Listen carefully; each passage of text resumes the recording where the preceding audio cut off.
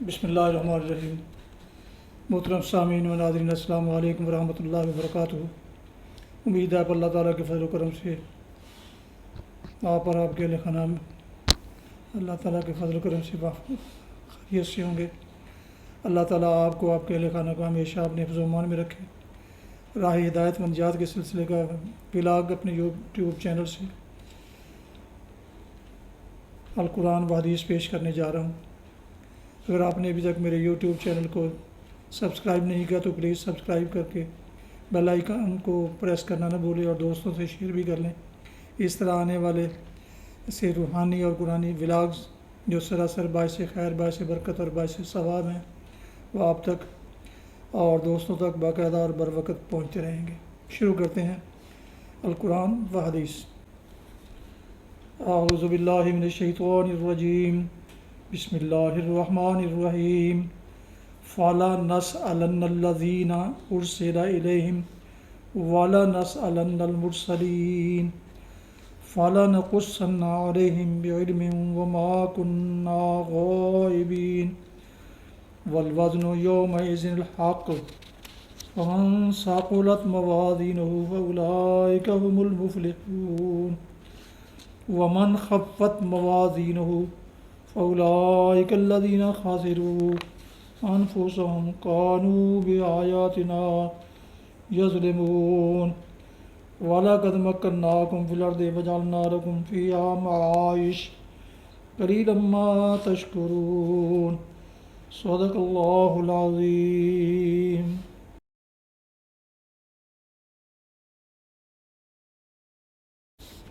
ابھی آپ کے سامنے سورہ الاعراف کی آیات مبارکہ 6 تا 10 کی تلاوت کی گئی۔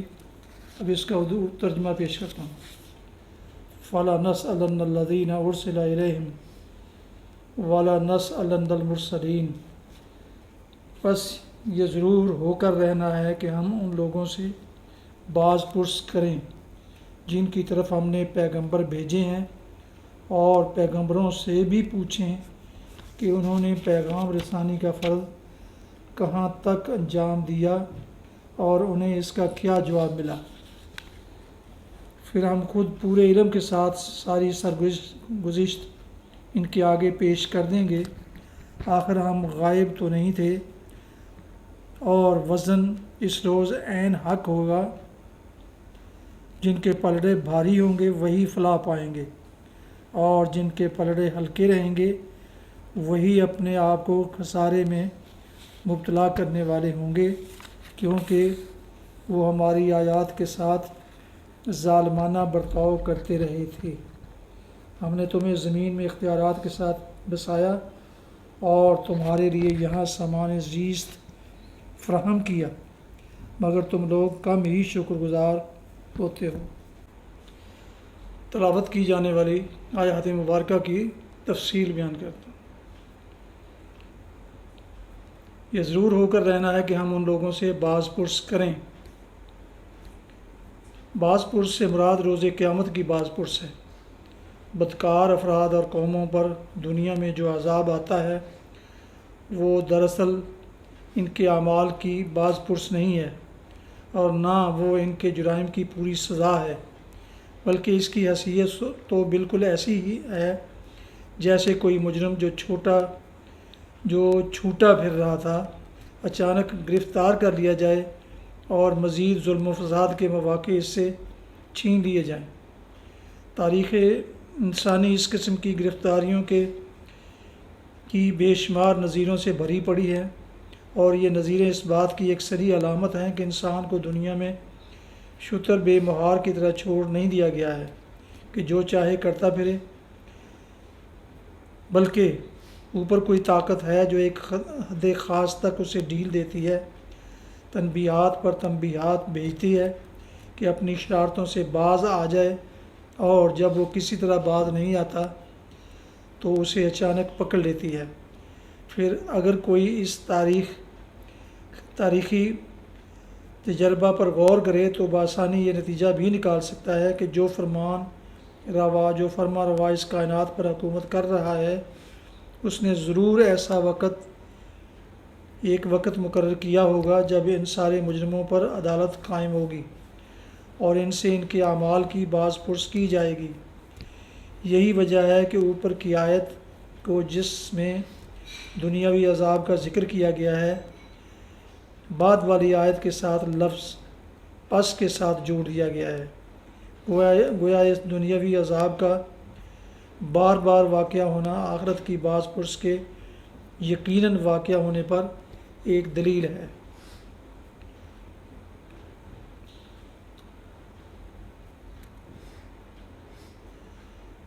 جن کی طرف ہم نے پیغمبر بھیجے اور پیغمبروں سے بھی پوچھیں کہ انہوں نے ہمارا پیغام پہنچایا، کہاں تک انجام دیا۔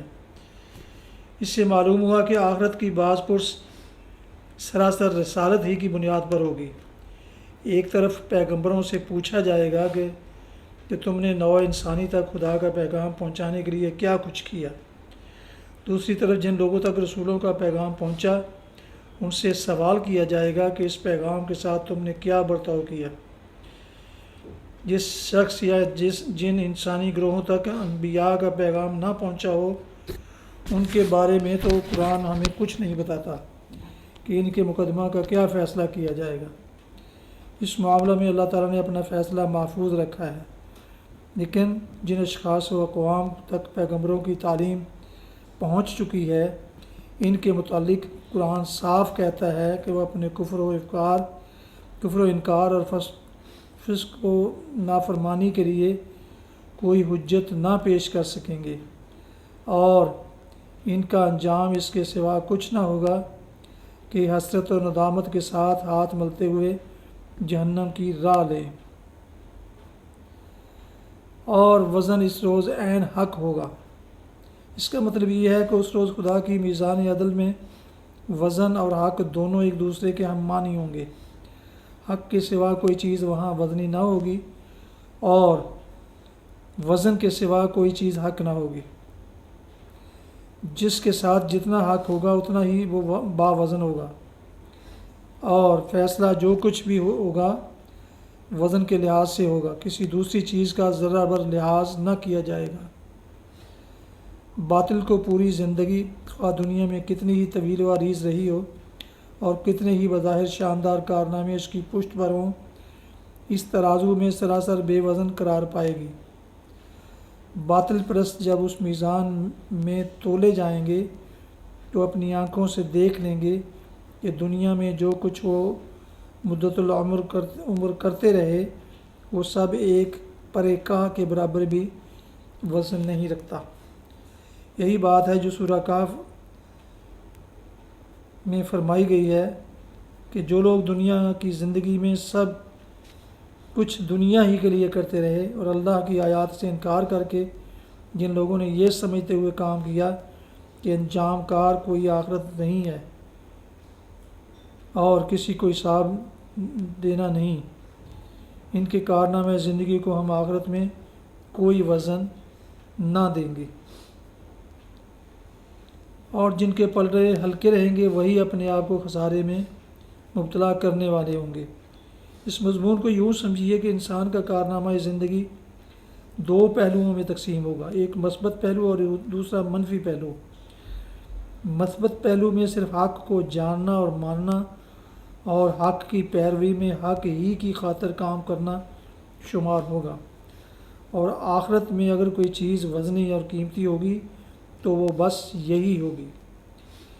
بخلاف اس کے حق سے غافل ہو کر یا حق سے منحرف ہو کر انسان جو کچھ بھی اپنی خواہش نفس یا دوسرے انسانوں اور شیطانوں کی پیروی کرتے ہوئے غیر حق کی راہ میں کرتا ہے وہ سب منفی پہلو میں جگہ پائے گا، اور صرف یہی نہیں کہ یہ منفی پہلو بجائے خود بے قدر ہوگا بلکہ یہ آدمی کے مثبت پہلوؤں کی قدر بھی گھٹا دے گا۔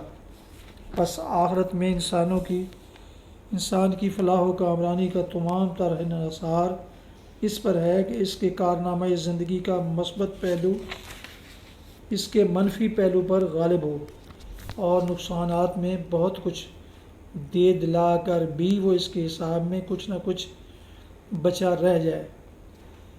رہا وہ شخص جس کی زندگی کا منفی پہلو اس کے تمام مثبت پہلوؤں کو دبا لے تو اس کا حال بالکل اس دیوالیہ تاجر کا سا ہوگا جس کی ساری پونجی خساروں کا بھگتان بھگتنے اور مطالبات ادا کرنے ہی میں کھپ جائے، اور پھر بھی کچھ نہ کچھ مطالبات اس کے ذمہ باقی رہ جائیں۔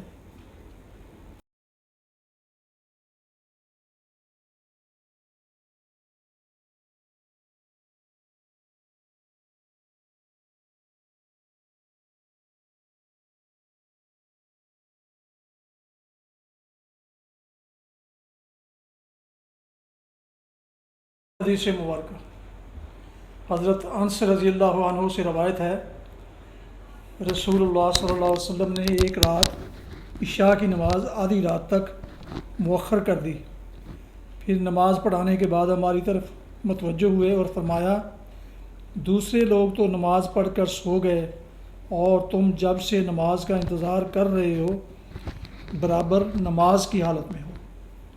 صحیح بخاری کتاب الصلاۃ حدیث نمبر 572۔ فوائد: اس سے معلوم ہوا کہ امام اور جماعت کے انتظار میں بیٹھنا بھی اجر و ثواب کا باعث ہے، اور ایسا شخص نماز کی حالت میں ہی شمار ہوگا۔ یہ تھا آج کا راہ ہدایت و نجات کے سلسلے کا ولاگ القرآن و حدیث، جس میں آج سورہ الاعراف کی آیات مبارکہ 6 تا 10 کی تلاوت، ترجمہ، تفسیر بیان کی گئی۔ اس کے علاوہ ایک حدیث مبارکہ بھی آپ کی خدمت میں پیش کی گئی۔ اگر آپ نے ابھی تک میرے یوٹیوب چینل کو سبسکرائب نہیں کیا تو پلیز سبسکرائب کر کے بیل آئیکن کو ضرور پریس کیجیے گا، اور دوستوں سے بھی شیئر کر لیجیے گا تاکہ آنے والے ایسے روحانی اور قرآنی ولاگ جو سراسر باعث خیر، باعث برکت اور باعث ثواب ہیں آپ تک باقاعدہ اور بروقت آپ کو ملتے رہیں۔ اللہ تعالیٰ آپ کا حامی ناصر ہو۔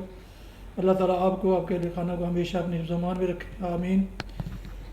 اپنا بہت خیال رکھیے گا۔ اپنی دعاؤں میں پاک وطن، والدین، آباء و اجداد، اعزاء و اقارب، دوستوں کے علاوہ اس ناچیز کو بھی ان میں شامل فرمائیں تو انتہائی شکر گزار ہوں گا۔